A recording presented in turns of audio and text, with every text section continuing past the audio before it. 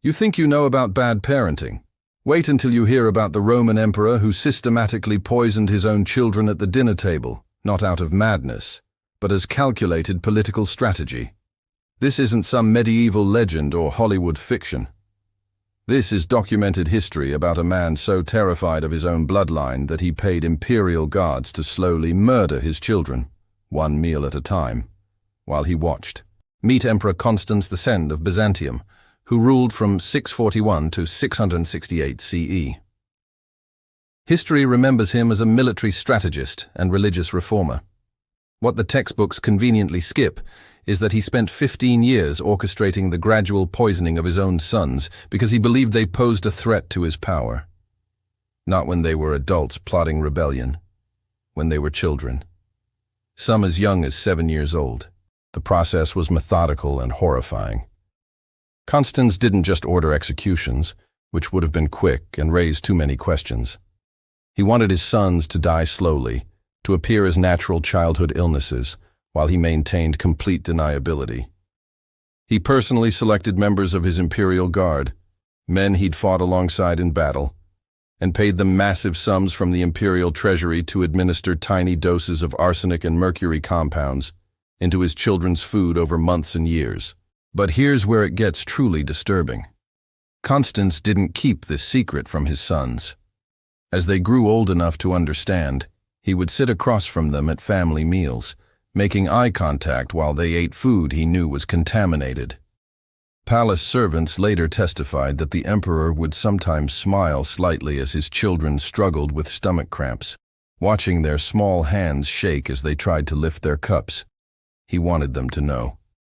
The fear was part of the strategy. The children lived in constant terror. They knew their father was killing them but couldn't prove it. They couldn't refuse to eat without being punished for disrespect. They couldn't flee without being hunted down as traitors. And they absolutely couldn't fight back against the most powerful man in the Byzantine Empire. So they sat at that dinner table night after night, slowly dying while servants cleared plates and musicians played cheerful songs in the background.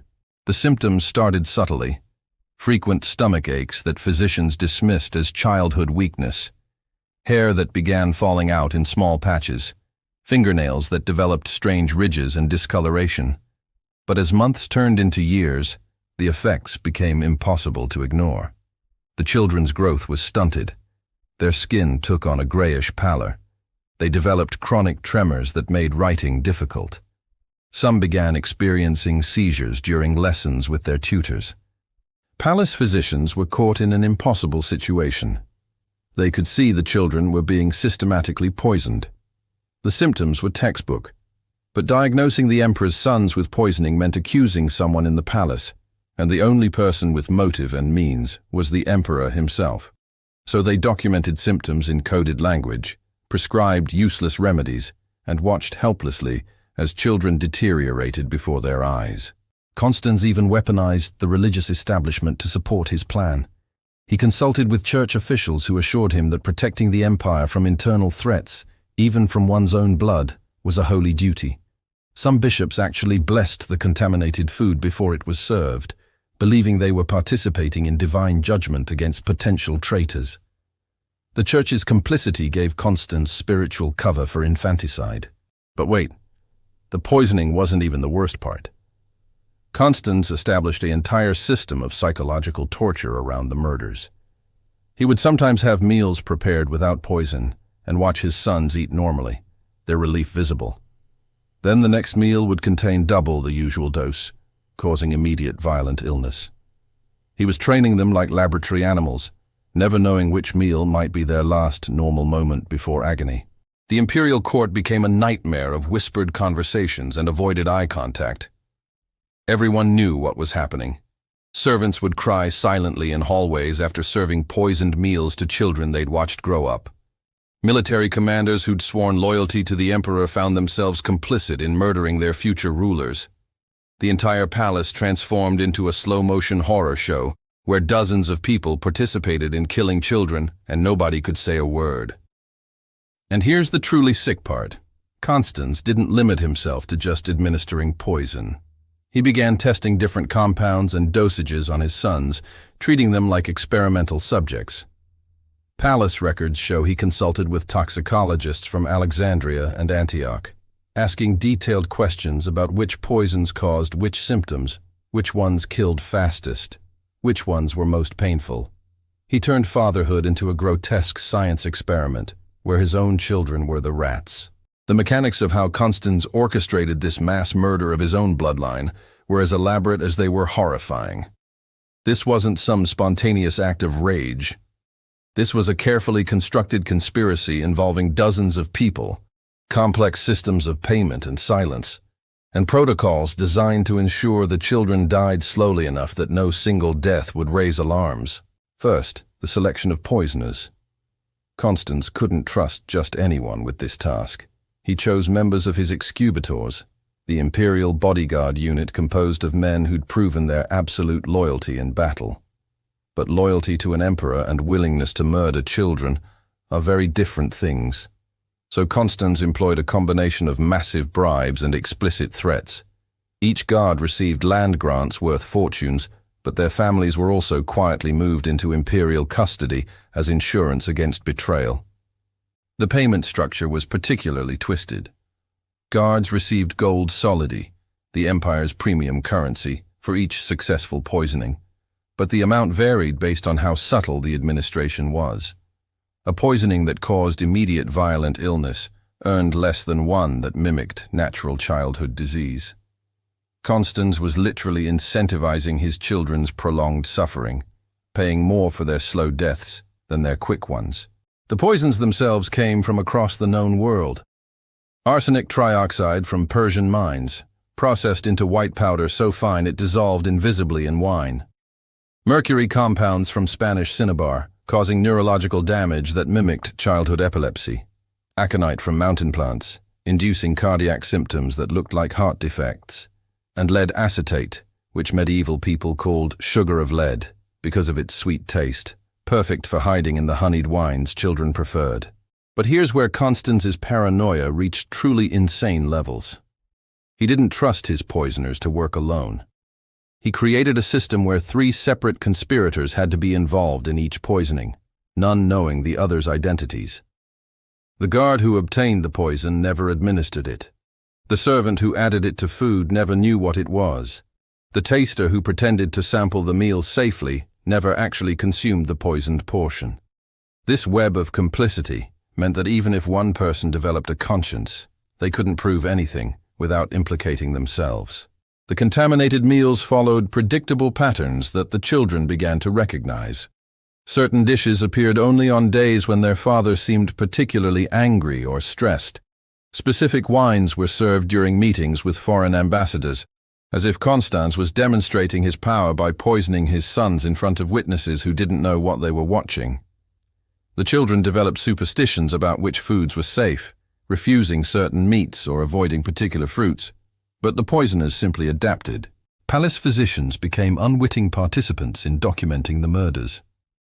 After each illness episode, they were required to write detailed medical reports for imperial archives. These documents, some of which survived to modern times, contain heartbreaking descriptions of children crying in pain, describing burning sensations in their throats and stomachs, begging doctors to make it stop. The physicians knew they were documenting murder, but wrote in careful language that couldn't directly accuse anyone. The psychological toll on the conspirators was enormous.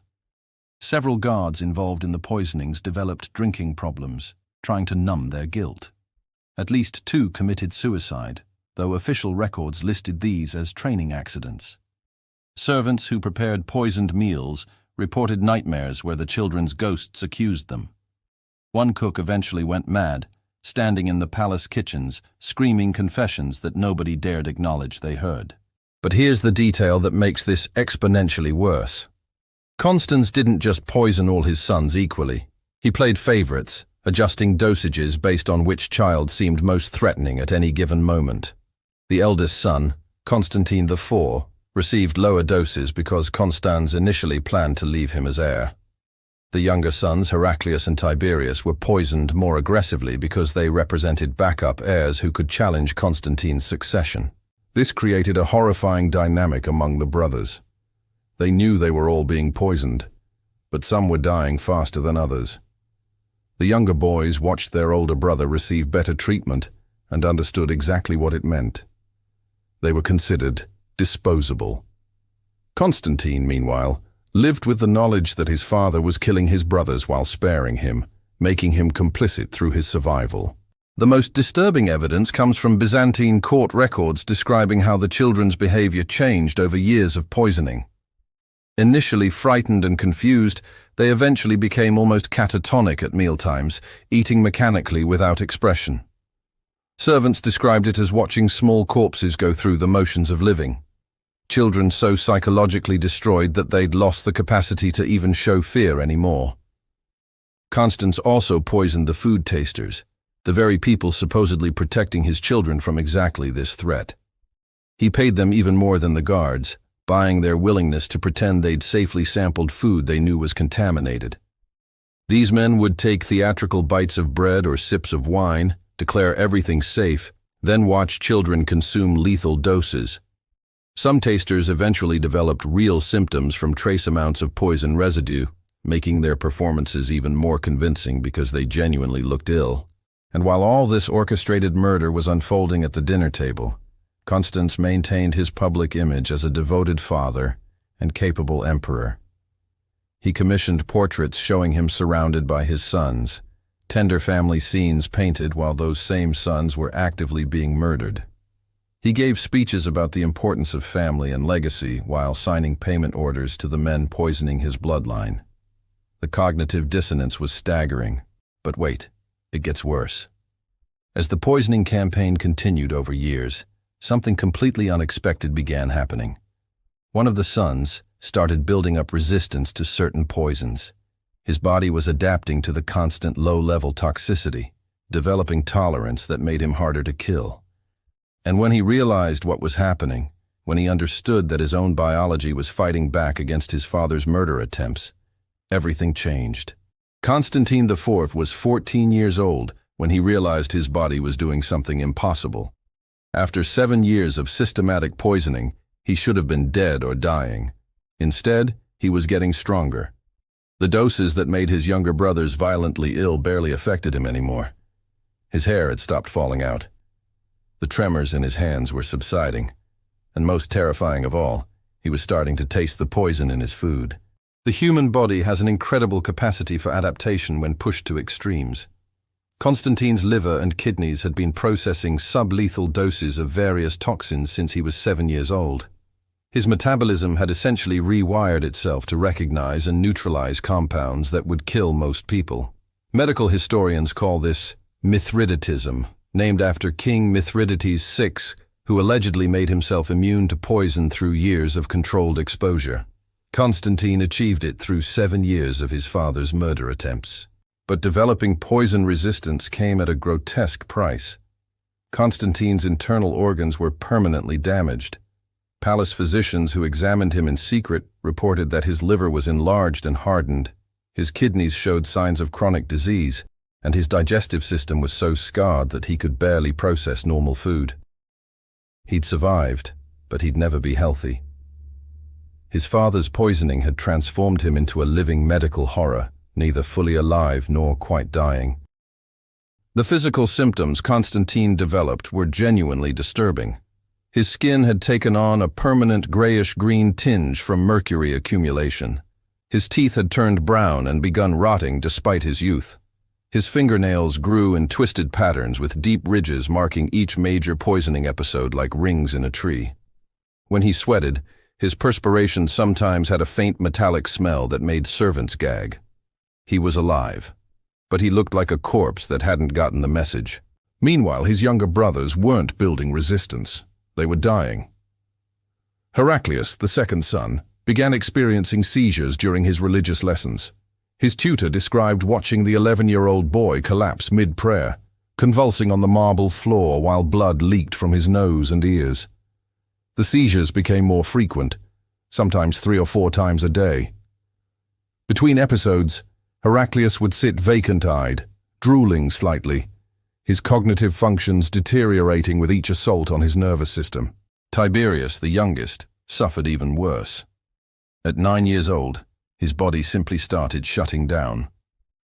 He developed chronic diarrhea so severe that he couldn't leave his chambers. His stomach lining was essentially dissolving from the inside. Servants tasked with caring for him reported that his waste was sometimes black with digested blood, other times a disturbing green color from bile that his failing liver couldn't process. The smell in his quarters became so overwhelming that even the most loyal attendants had to tie perfumed cloths over their faces. The palace physicians were keeping detailed records of symptoms they couldn't officially acknowledge. These documents, preserved in Byzantine archives, read like horror stories written in medical Latin. Descriptions of children vomiting blood clots the size of coins. Notes about hair falling out in chunks large enough to clog drains. Observations of skin developing open sores that wouldn't heal. Weeping clear fluid mixed with pus. One physician wrote that examining the children felt like conducting autopsies on patients who were still alive. But here's where Constantine's developing resistance created a new nightmare.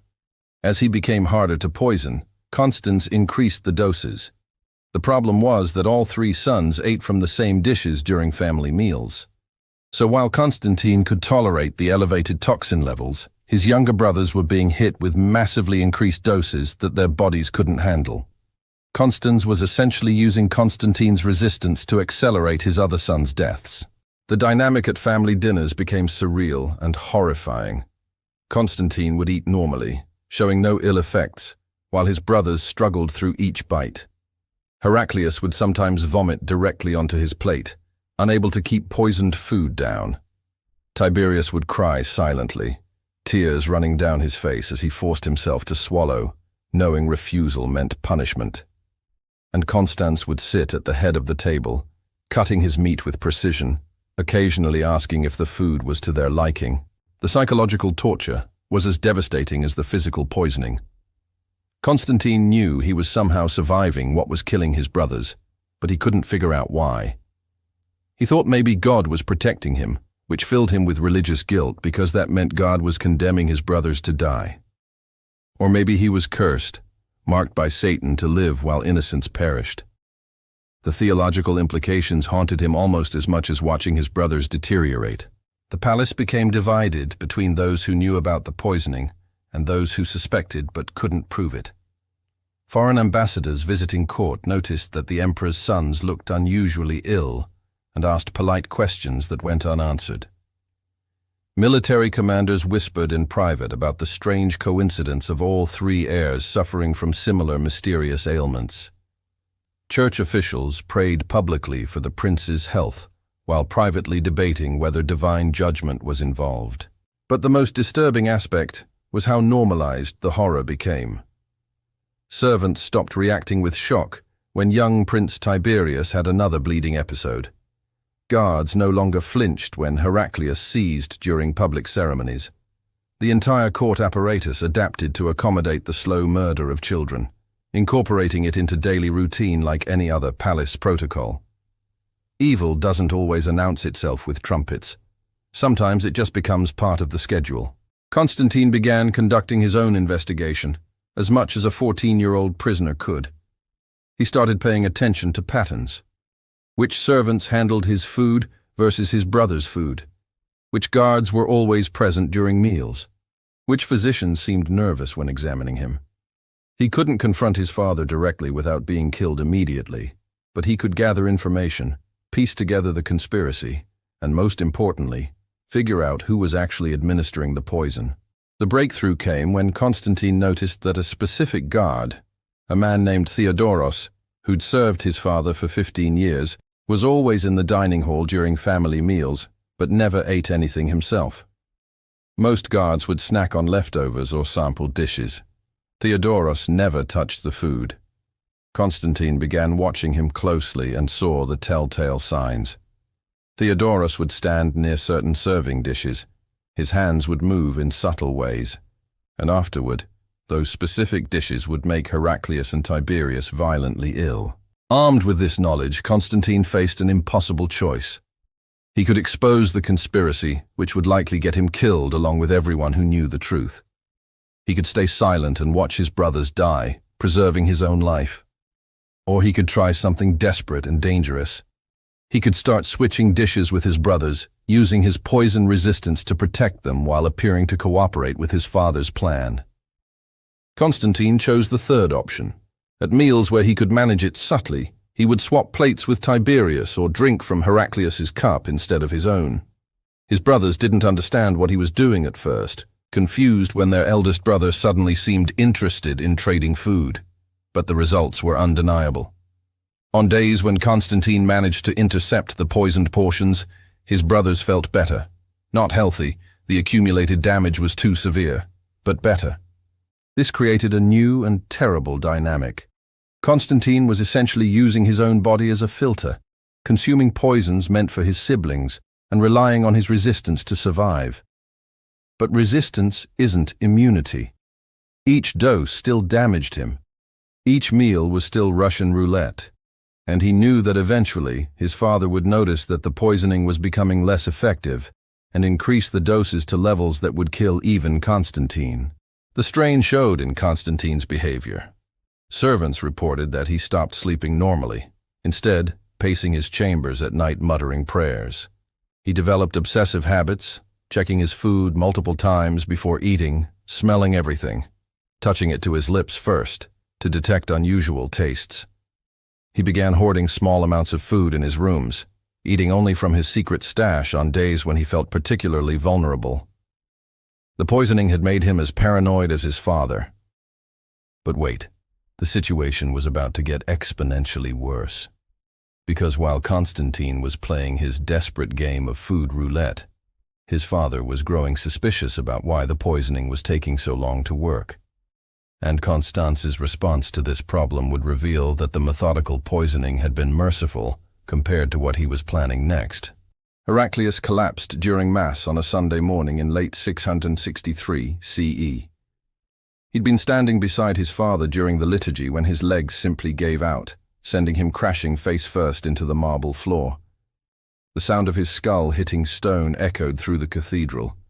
He lay there convulsing, blood pooling around his head from where his nose had shattered on impact, while hundreds of worshippers watched in horror and priests continued chanting prayers as if nothing was happening. Palace physicians carried the 12-year-old prince back to his chambers and delivered their private diagnosis to the emperor. Heraclius was dying. The cumulative poisoning had caused catastrophic liver failure. His body was shutting down system by system. They estimated he had perhaps 2 weeks, maybe 3 if God was merciful. Constance received this news while eating breakfast, nodded once, and asked if the boy was conscious enough to receive visitors. The physician said yes. Constance said he'd visit after finishing his meal. But Heraclius didn't die quietly or obediently. As his body failed, something broke in his mind. The psychological barriers that had kept him silent for 5 years of torture collapsed. Lying in his bed, delirious with fever and pain, he started talking. And once he started, he couldn't stop. He described everything. The taste of the poison, the feeling of his insides burning, the way his father watched him eat with that slight smile, how his older brother tried to protect them by switching plates. Every horrible detail spilled out in a stream of consciousness confession. The problem was that Heraclius wasn't just talking to servants. He was talking during visits from foreign dignitaries, church officials, and military commanders. Important people who couldn't simply be silenced or murdered without consequences. A dying child's testimony about being systematically poisoned by his own father was exactly the kind of scandal that could destabilize an entire empire. Constance had maintained plausible deniability for years, but now his middle son was destroying that carefully constructed facade. Palace officials scrambled to control the damage. They claimed the prince was delirious, that fever had made him irrational, that none of his accusations should be taken seriously. But Heraclius was disturbingly coherent in his descriptions. He named specific guards who'd administered poison. He described the exact taste and color of compounds used. He detailed dosing patterns and identified which meals had contained which toxins. This wasn't random babbling. This was detailed testimony from someone who'd been forced to become an expert in his own murder. Constantine sat beside his dying brother's bed for hours, listening to revelations that confirmed everything he'd suspected and feared. Heraclius grabbed his older brother's hand with surprising strength and whispered the words that would change everything. "He's going to kill you too. You know that, right? Just slower. Making you watch us die first. You're not special. You're just last." The casual brutality of that observation, delivered by a 12-year-old who'd spent 5 years being poisoned, was somehow more devastating than any elaborate accusation.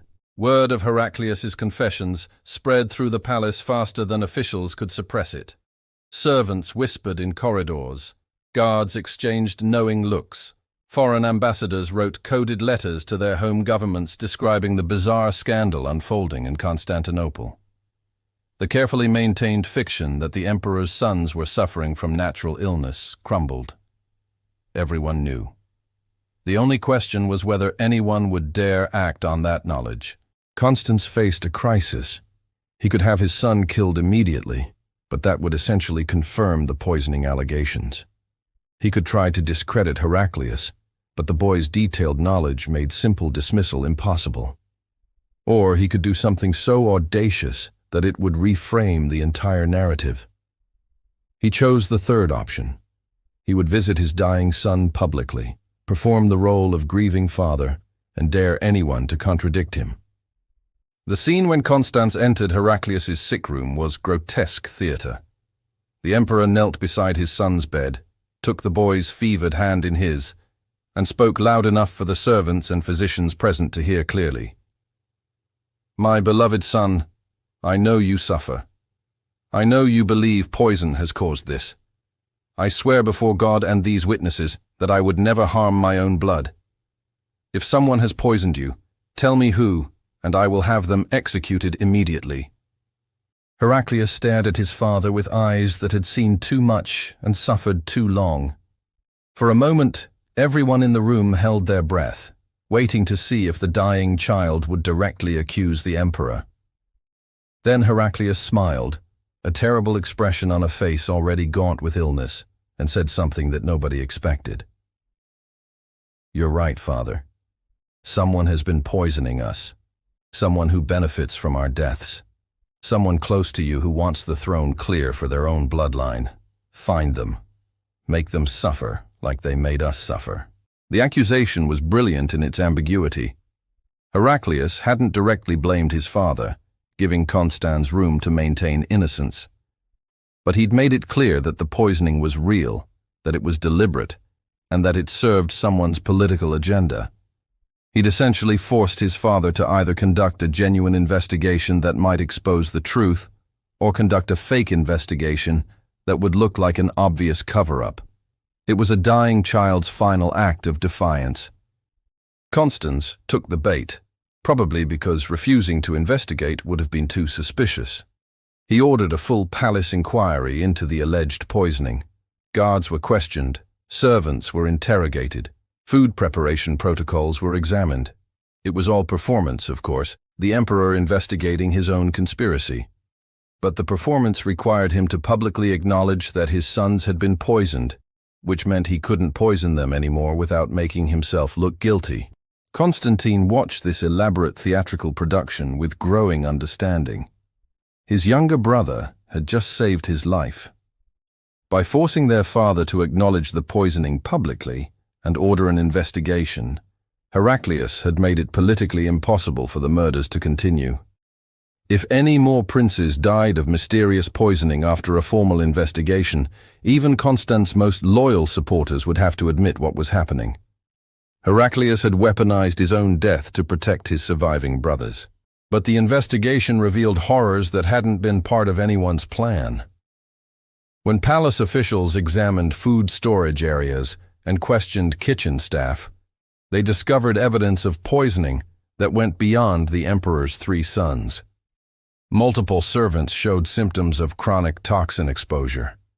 Some had been consuming contaminated food scraps. Others had been handling poisoned dishes with bare hands, absorbing compounds through their skin.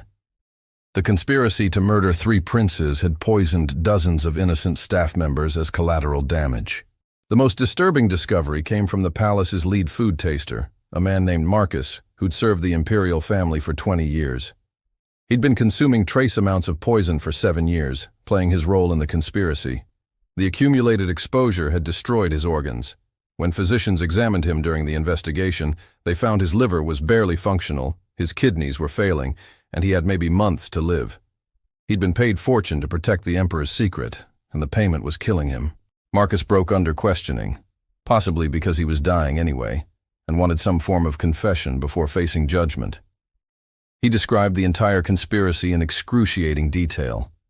The payment systems, the dose schedules, the different poisons used, how food was contaminated, who gave orders, everything. Palace officials conducting the interrogation realized they were documenting evidence that led directly to the emperor. They had a choice: present the truth and probably be executed, or bury the testimony and become co-conspirators in child murder. They chose a middle path. They documented Marcus's confession but framed it ambiguously, suggesting unknown parties within the palace had orchestrated the poisoning without naming specific perpetrators. The report technically fulfilled the emperor's order for a thorough investigation while protecting him from direct accusation. It was bureaucratic cowardice disguised as political prudence. Heraclius died 3 days after Marcus's confession, having accomplished what he intended. The poisoning had stopped. His brothers would live, and his father would have to live with the knowledge that a dying 12-year-old had outmaneuvered him.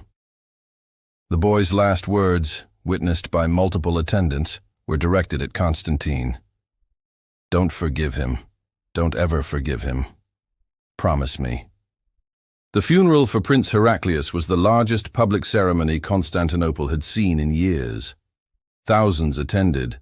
Foreign dignitaries paid respects. The emperor delivered a eulogy praising his son's piety and lamenting the mysterious illness that had taken him so young. And standing beside the coffin, Constantine made a silent promise to his dead brother. The poisoning might have stopped, but the reckoning was just beginning. Because while Heraclius's death had saved Constantine and Tiberius from further poisoning, it had also done something more dangerous. It had given Constantine absolute clarity about who his father really was and what he was capable of. And that knowledge, combined with 7 years of poison resistance that made him uniquely difficult to kill, made Constantine the most dangerous threat Constans had ever created. The investigation into Heraclius's death created cracks in Constance's power that quickly became chasms. Military commanders who'd ignored whispers about poisoned princes couldn't ignore formal testimony from dying servants. Church officials who'd blessed the emperor's actions found themselves facing theological questions they couldn't answer. How do you maintain that a ruler has divine mandate when he's been systematically murdering his own children? The cognitive dissonance was tearing the Byzantine political establishment apart. Constantine understood that his father was now vulnerable in ways he'd never been before. The poisoning conspiracy had required absolute secrecy, but Heraclius's deathbed confession had shattered that secrecy. Even though the formal investigation had been deliberately inconclusive, everyone knew the truth. The emperor had poisoned his own sons. And in Byzantine politics, perception mattered more than proof. Once people believed you were capable of fratricide, they started wondering what else you might do. But Constans wasn't going down without a fight. Unable to poison Constantine directly anymore without confirming everyone's suspicions, he shifted to a new strategy: isolation and humiliation. Constantine was stripped of most ceremonial duties. His access to military commanders was restricted. He was forbidden from attending certain state functions. The message was clear.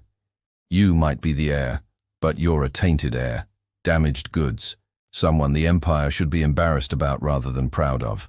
The isolation campaign included brutal public humiliation designed to destroy Constantine's credibility before he could inherit the throne. During court ceremonies, Constans would make pointed comments about his son's appearance. Look at the color of his skin. Is this the face of a healthy ruler? The emperor would joke about Constantine's tremors, mimicking the shaking hands in front of assembled nobles. He'd question whether someone so obviously sickly could lead armies or father strong heirs. Each comment was a knife, carefully placed to wound without leaving visible marks. Young Tiberius, now the only surviving younger brother, became a pawn in a different game. At 10 years old, he'd witnessed 2 brothers die from poisoning and knew he'd only survived because Constantine had intercepted doses meant for him. The psychological damage was catastrophic. He stopped speaking entirely for months after Heraclius's death. When he finally started talking again, his speech was halting and confused, full of non sequiturs and sudden silences. The poisoning might have stopped, but the trauma it caused kept destroying him. Constans began using Tiberius as a weapon against Constantine, praising the younger boy publicly while criticizing the elder. See how graceful Tiberius moves, not like his clumsy older brother. He'd have Tiberius perform ceremonial functions that would normally go to the heir, positioning the younger son as a potential alternative succession option. The implication was clear.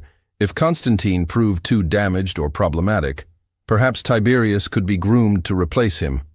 This created horrible tension between the brothers.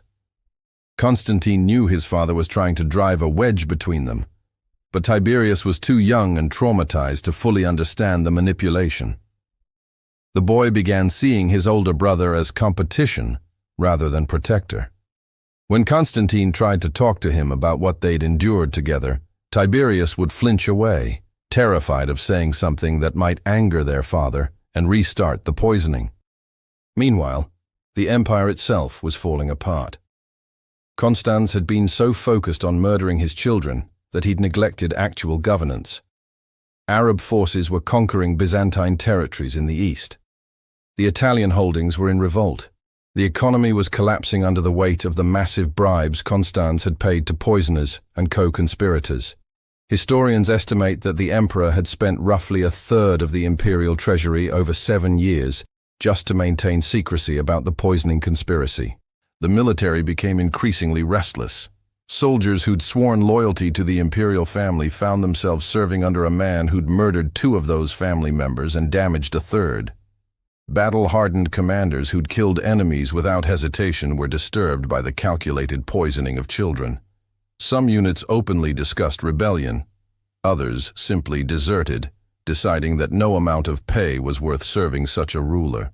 In 667 CE, after years of growing instability, Constans made a decision that shocked everyone. He announced he was moving the imperial capital from Constantinople to Syracuse in Sicily. The official reason was military strategy, needing to be closer to Italian territories. The real reason was escape. He was fleeing the city where everyone knew what he'd done, moving to a place where he might rebuild his reputation away from the whispers and accusations. Constantine was ordered to remain in Constantinople. Constans was essentially abandoning his heir while taking young Tiberius with him to Sicily. The message was brutal in its clarity. "You're damaged. You're an embarrassment. You're staying here while I start over somewhere else with a son who might actually be worthy." For Constantine, this abandonment was somehow worse than the poisoning. At least the poisoning acknowledged he was important enough to kill. This was dismissal, rejection, being discarded like broken equipment.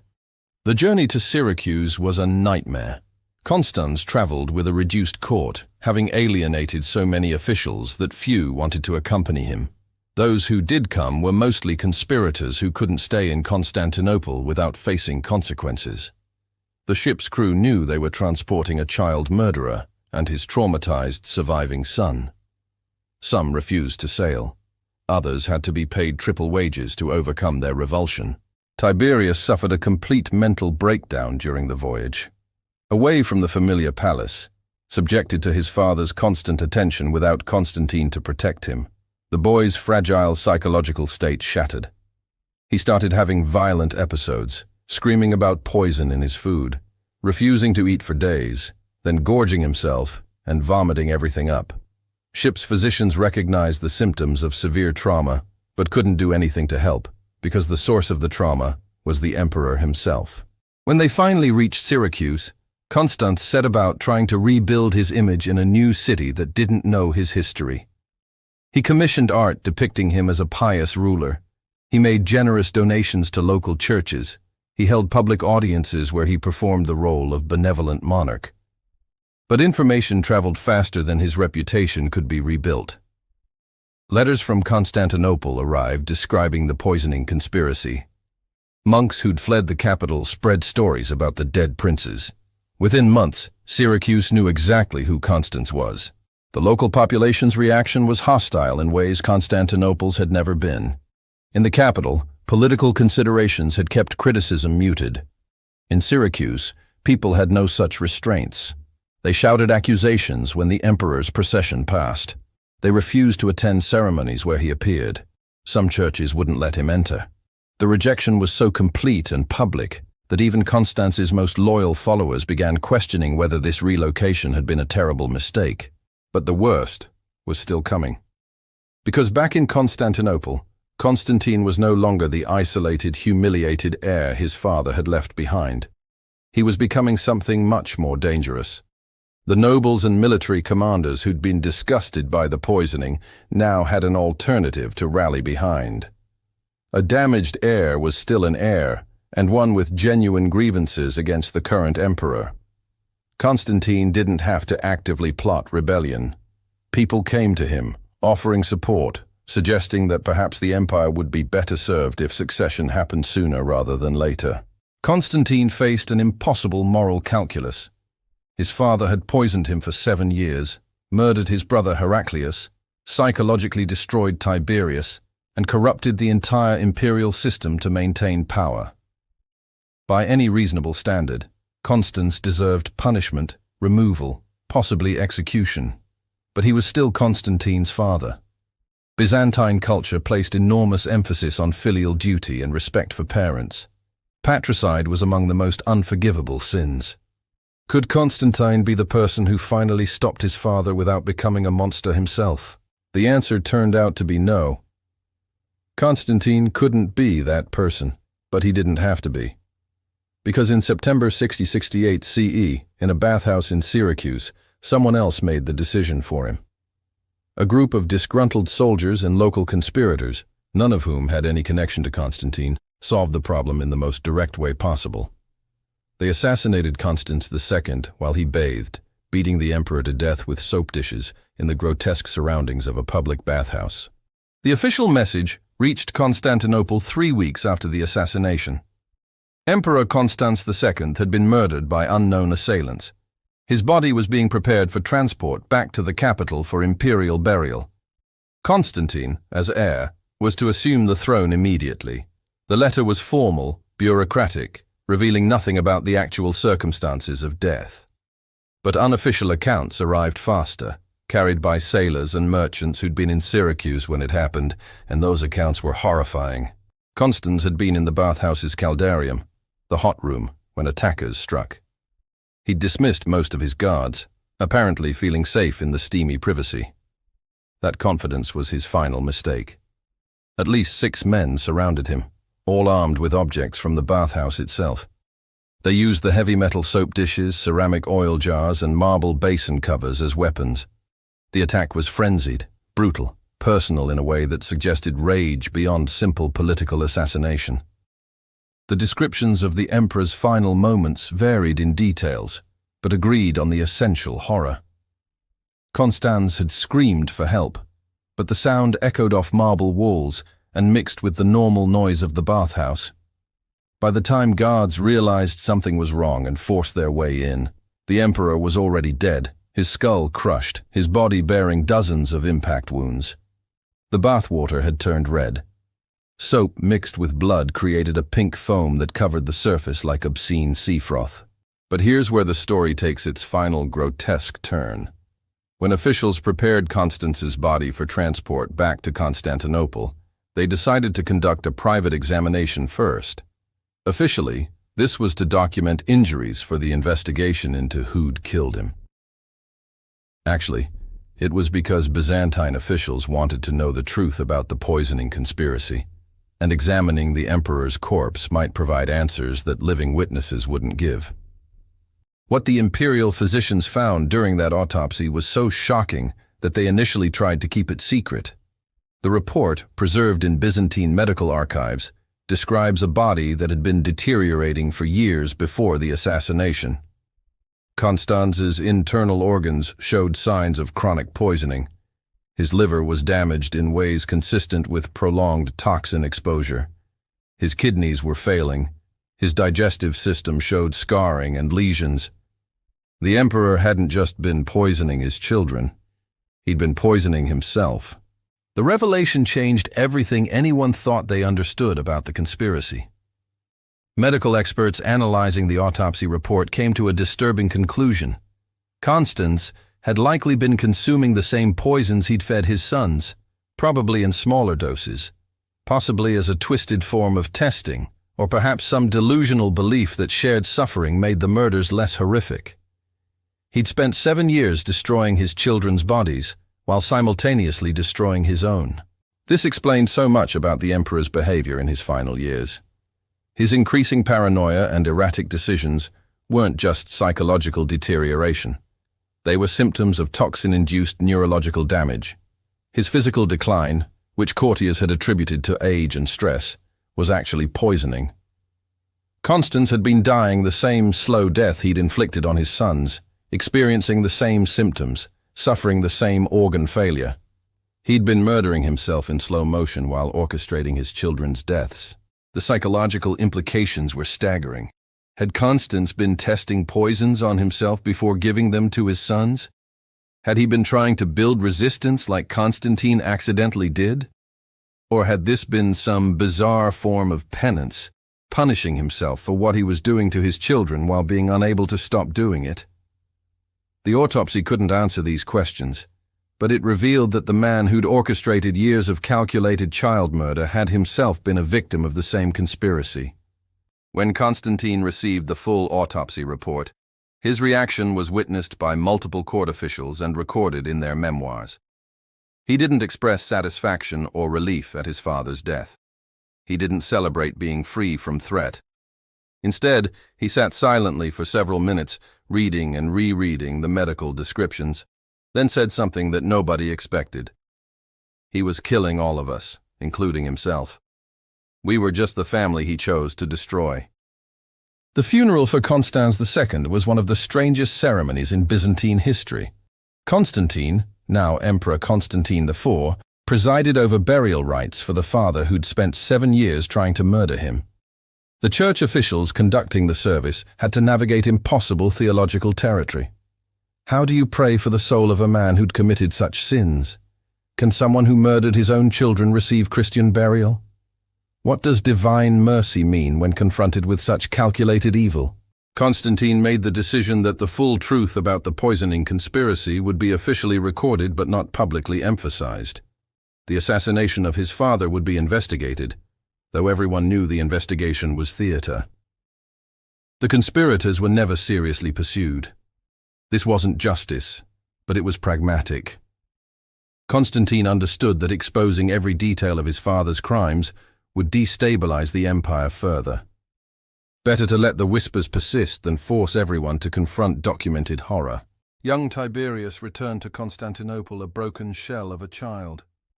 At 11 years old, he'd witnessed his father's assassination, endured years of poisoning, and watched 2 brothers die. Constantine tried to help him, providing the best physicians and showing the brotherly care that had kept Tiberius alive during the poisoning years. But the damage was too profound. Tiberius never fully recovered mentally. He lived another 30 years, but never married, never had children. Spent most of his time in religious seclusion trying to pray away trauma that prayer couldn't touch. Constantine ruled for 17 years, generally considered a capable emperor who stabilized the empire after his father's chaos. But he never fully escaped the poisoning's effects. His chronic health problems persisted. He died at 43, relatively young even by medieval standards, of organ failure that physicians attributed to the accumulated damage from 7 years of toxins. He'd survived his father's murder attempts, but couldn't survive their long-term consequences. The poisoning killed him too, just took longer to finish the job. The assassination of Constans II was never officially solved, though everyone involved knew roughly who'd done it. The conspirators were local Syracuse soldiers, aided by Byzantine officials who'd fled Constantinople to escape association with the poisoning scandal. They'd killed the emperor to protect themselves as much as to punish him. Some later claimed they'd acted to prevent Constans from fleeing Syracuse and starting the cycle of murder somewhere else. Others admitted they'd simply wanted him dead and saw an opportunity. None expressed remorse. The bathhouse where Constans died became a tourist attraction of sorts, though local church officials tried to discourage pilgrimage to a site of murder. For decades afterward, people would visit and ask to see the room where the emperor was beaten to death. Some left small offerings, though whether these honored the dead emperor or celebrated his removal from power depended on who you asked. The bathhouse eventually fell into disuse, partly because nobody wanted to bathe where such violence had occurred. By the 10th century, it was abandoned ruins, stones stained with history nobody wanted to remember. The story of Constans VI should have been a cautionary tale about the corruption of absolute power. Instead, Byzantine history largely forgot about it. Later chroniclers mentioned the poisoning conspiracy, briefly if at all, focusing on military campaigns and religious controversies instead. The systematic murder of imperial heirs didn't fit comfortably into historical narratives about glorious empires and divine right rulers. So it was minimized, coded into vague language about family troubles and succession tensions. But the medical records survived. The autopsy report on Constance's poisoned body, physicians' notes about Constantine's organ damage, descriptions of Heraclius's final illness. These documents, preserved in monastic archives and imperial medical collections, tell the real story in clinical language that's somehow more horrifying than any dramatic narrative could be. They describe in precise detail what happens to human bodies when deliberately poisoned over years. They document the specific ways children's organs fail when systematically contaminated with mercury and arsenic. They're medical horror stories, masquerading as scientific documents. The final irony is the most bitter. Constans spent 7 years and enormous resources trying to eliminate succession threats from his own children. He destroyed 2 sons, psychologically ruined a third, physically damaged his heir, and ultimately died surrounded by enemies his paranoia had created. And for what? Constantine IV succeeded him anyway, ruling competently, despite the damage his father had inflicted.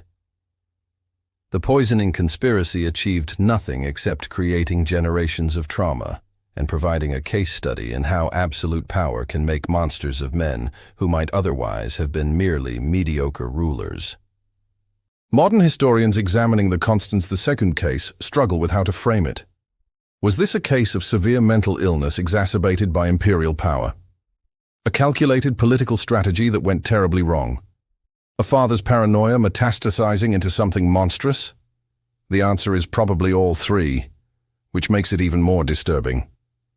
Constans wasn't insane in any way that removed his agency.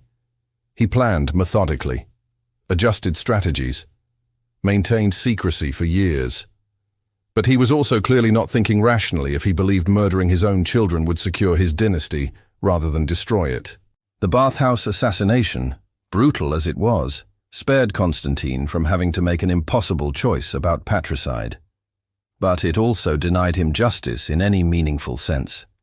His father died quickly, suddenly, without being held accountable for years of calculated abuse. The men who'd administered poison were never punished. The officials who'd covered up the conspiracy faced no consequences. Everyone involved essentially got away with it, except the children who'd been poisoned and the emperor who'd poisoned himself in the process. That's not justice. That's just history happening to people without any regard for what they deserve. So here's what we're left with. A documented case of an emperor systematically poisoning his own children for years, creating elaborate conspiracies to maintain secrecy, devastating his family and corrupting his court, all while poisoning himself either deliberately or through some twisted logic that made shared suffering meaningful. And the end point of all this calculated horror was a confused murder in a bathhouse, a quickly sealed tomb, and centuries of historians politely avoiding the full truth about what happened in the Byzantine palace between 656 and 668 CE. The man who paid soldiers to poison his own children ended up poisoned himself, murdered by soldiers, and buried with secrets that medical documents would eventually expose anyway. There's no satisfaction in this ending, no catharsis, no sense that justice was served. Just the grotesque reality that sometimes the worst crimes in history aren't punished so much as they're outlived by their damaged survivors, who carry the scars until those scars kill them too. Constans created a legacy of poisoning that outlasted his death, persisting in Constantine's failing organs and Tiberius's shattered mind. A dynasty literally rotting from the inside out, because one man chose murder over trust, paranoia over love, and power over every human connection that might have made his reign meaningful. That's the real horror. Not that it happened, but that it was so pointless. All that suffering, all those ruined lives, the conspiracy, the murder, the cover-up, the long, slow deaths from accumulated poisons, and in the end, the empire continued. Succession happened normally, and history barely noticed, except as a footnote about an emperor with family troubles. The poisoning of Constantine IV and his brothers changed nothing about Byzantine history, except destroying the people it happened to. And somehow that makes it worse than if it had been world-changing. They suffered grotesquely for absolutely nothing.